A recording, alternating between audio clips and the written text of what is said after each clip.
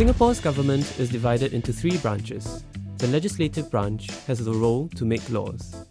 But why do we need laws? Laws are put in place to regulate behaviour and practices for the benefit of society as a whole. So how are laws made?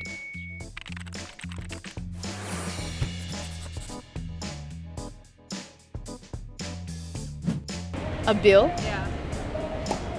Wait, in terms of law?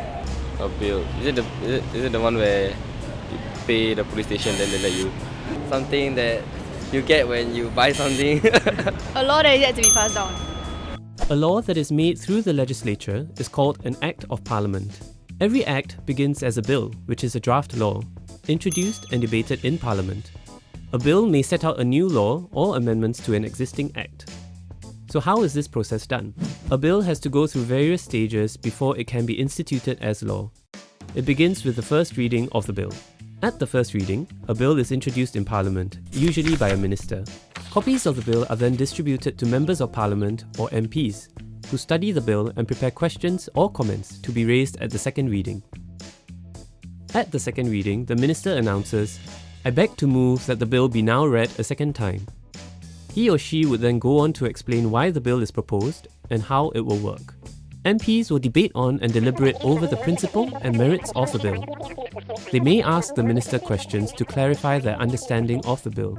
After the debate, the minister will give a closing speech to summarise and answer the questions raised. MPs will then vote on the bill, and if there is sufficient support for it, the bill will move on to the committee stage. They say yes, I support it. I don't really know. I just let them do their job. At the committee stage, usually the whole Parliament forms a committee to further review the bill.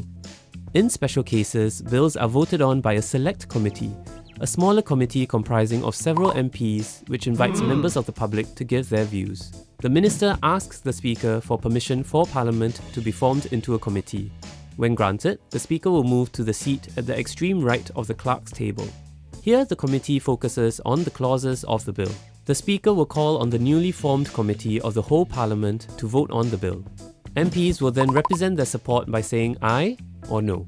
After the vote, the Speaker then moves back to her seat. The bill then proceeds to the third reading. This stage is a formality and debate is limited only to minor amendments, such as spelling and language errors. However, if there are any further disagreements or amendments, the bill can be recommitted to the committee stage. The proceedings in Parliament are over, but the bill has some way to go before it is made into law. I believe there must be a panel of judges or juries. Prime Minister, Prime Minister? The President, I believe. I don't know, President? I guess the ministers, the government. the President, The president. the President. Most bills are then referred to the Presidential Council for Minority Rights to ensure that no clause discriminates against any racial or religious community. When the Council has approved the bill, it is presented to the President for approval. This is called the Presidential Assent. The President will assent to the bill on the advice of the Cabinet. The President may also veto the bill in some cases. With the President's assent, the bill becomes law. The law does not come into operation until it is published in a document known as the Government Gazette. The Gazette contains notices published by the government, and an Act of Parliament will only be in operation from the day it is published or the date stated in the Gazette, which may be a different date.